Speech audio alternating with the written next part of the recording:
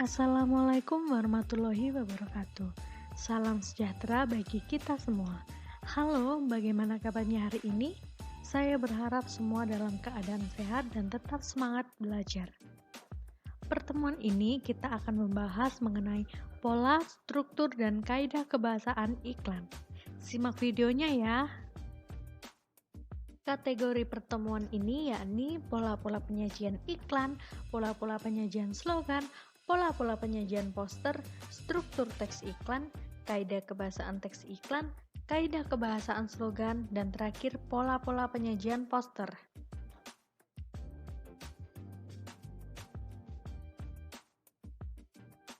Dalam pola-pola penyajian iklan, terdapat dua cara, yakni menggunakan media cetak dan media elektronik.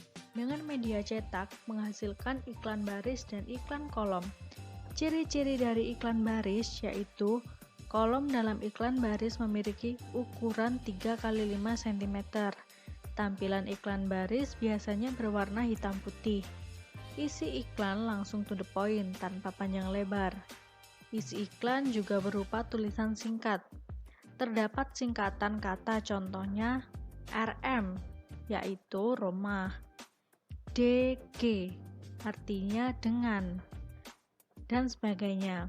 Lalu, iklan baris terdiri dari 3 hingga 4 baris, memuat informasi alamat dan nomor telepon.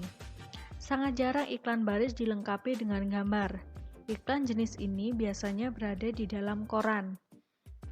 Dan keuntungannya memasang iklan baris yakni biaya pemasangan lebih murah dan cepat dalam pembuatan dibandingkan jenis iklan lainnya.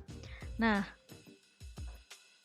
ciri-ciri iklan kolom yaitu ukuran iklan kolom lebih besar dari iklan baris. Ukurannya bisa 1 halaman penuh di koran. Isinya berupa kata-kata singkat namun dilengkapi dengan gambar atau ilustrasi, atau biasa disebut display. Nah, selain penawaran barang dan jasa, isinya bisa memuat ucapan terima kasih, non-komersial, dan berita duka. Selain koran, iklan jenis ini banyak ditemui di majalah dan media cetak lainnya. Sedangkan, jika kita memilih untuk menggunakan media elektronik, ini wujudnya dapat kita dengar di radio, lalu di televisi, dan dalam iklan film. Di radio hanya terdapat suara, musik, atau bunyi. Di televisi kita dapat melihat gambar, tulisan, bahkan gerak dan suara. Nah, iklan film ini biasanya produk sinema, biasanya di internet atau sosial media.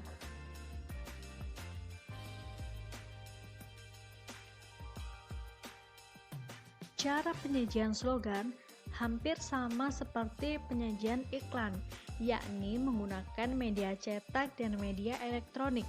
Jika menggunakan media cetak, ini hanya berupa frasa, kata, atau kalimat. Contohnya seperti slogan pada plakat atau kaos. Nah, jika menggunakan media elektronik, ini ada dua, yakni yang pertama, hanya terdapat frasa, kata, atau kalimat, contohnya seperti slogan pada web di internet. Yang kedua, menggunakan frasa, kata, atau kalimat, dan terdapat suara, contohnya seperti siaran radio dan televisi.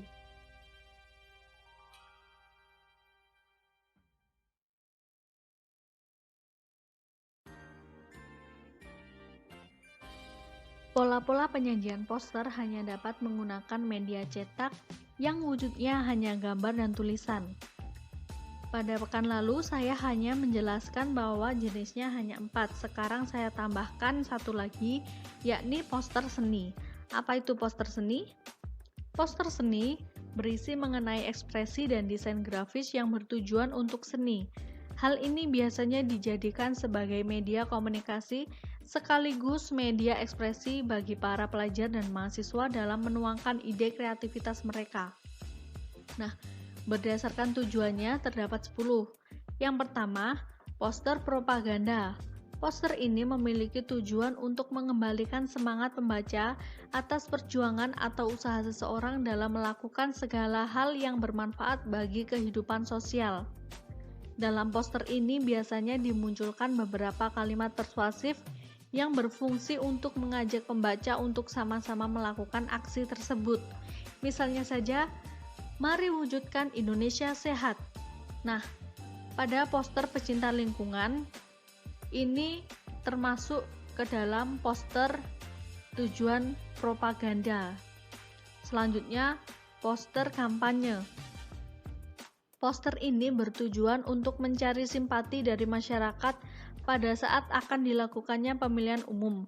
Poster kampanye ini selalu muncul pada setiap kesempatan ketika pemilihan umum akan dilakukan, baik pemilihan kepala negara maupun kepala daerah.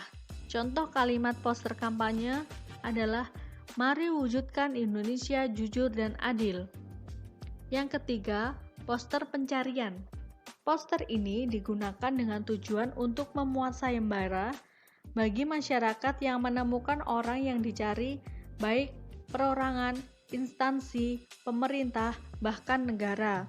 Contoh kalimat poster pencarian seperti dicari seseorang dengan perawakan sebagai berikut.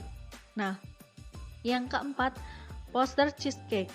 Poster ini adalah jenis poster yang bertujuan untuk menarik perhatian publik, terutama masyarakat muda yang sedang mengidolakan tokoh idolanya. Yang kelima, poster film. Poster ini dibuat dengan tujuan mempopulerkan film-film yang diproduksi dalam industri perfilman. Nah, yang keenam, poster komik. Poster komik ini digunakan untuk mempopulerkan buku komik yang mengalami masa kejayaan di tahun 1960-an. Untuk itu, poster komik pun dilancarkan sehingga menuai berbagai apresiasi di kalangan pembaca buku. Yang ketujuh, poster afirmasi. Poster ini dibuat dengan tujuan untuk memotivasi pembacanya dengan menggunakan kata-kata yang tertulis di poster tersebut. Kata-kata yang tertulis dalam poster itu biasanya mengenai kepemimpinan, kesempatan, dan lain sebagainya. Contohnya seperti poster sukses ada di tangan Anda jika mau berusaha. Nah, itu termasuk ke dalam tujuan afirmasi. Lalu yang kedelapan, poster riset atau kegiatan ilmiah. Poster ini bertujuan untuk mempromosikan berbagai kegiatan riset atau kegiatan ilmiah sehingga mengundang para pelaku akademik untuk ikut andil dalam mengapresiasi kegiatan tersebut. Yang kesembilan, poster kelas. Jenis poster ini tidak terlalu sering muncul di sekolah-sekolah Indonesia. Jenis poster yang berasal dari Amerika ini digunakan untuk memotivasi pelajar agar bisa belajar dengan baik dan termotivasi untuk mencapai cita-cita yang diharapkan. Yang terakhir, poster komersial. Poster ini merupakan poster yang sering terpampang di tempat umum. Poster ini bertujuan untuk mempromosikan sesuatu yang dibuat dengan budget tertentu sesuai dengan anggaran sales promosi. Contohnya, poster komersial ini adalah poster niaga yang biasanya terdapat di jalan raya, atau poster pengiklanan barang atau jasa, seperti itu.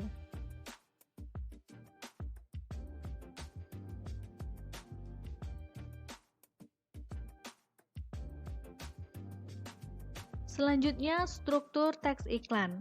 Untuk membuat suatu iklan yang baik dan benar, perlu diperhatikan struktur teks berikut ini. Yang pertama, terdapat judul, yaitu bagian yang diletakkan di bagian paling atas dan dilihat pertama kali oleh orang, tetapi tidak semua iklan mencantumkan judul. Lalu terdapat nama produk atau jasa, yaitu bagian yang berisi tentang nama produk atau jasa yang akan ditawarkan.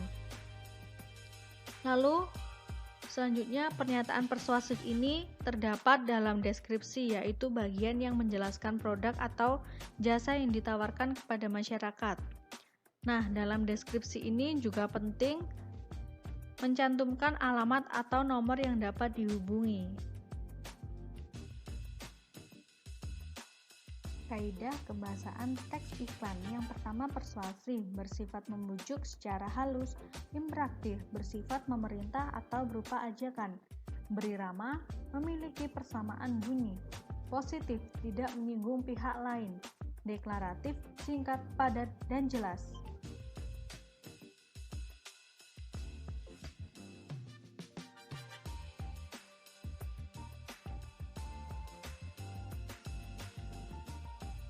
Materi pertemuan ini telah saya sampaikan. Sekarang kita bermain kuis. Kuis yang pertama, pertanyaannya, iklan baris dan iklan kolom termasuk dalam penyajian iklan menggunakan media cetak. Apakah pernyataan tersebut benar? Jawabannya benar.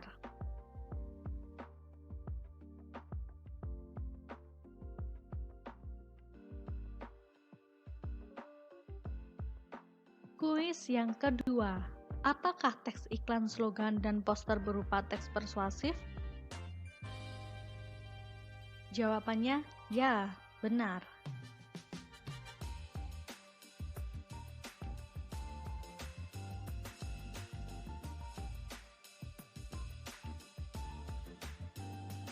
Kuis yang terakhir. Slogan pada plakat atau kaos termasuk pola penyajian slogan dengan media elektronik. Apakah pernyataan berikut benar?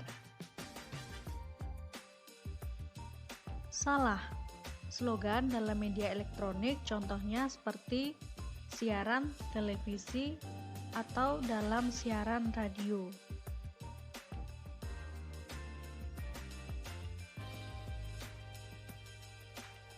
Terima kasih saya ucapkan bagi Anda yang telah menyimak video ini hingga akhir.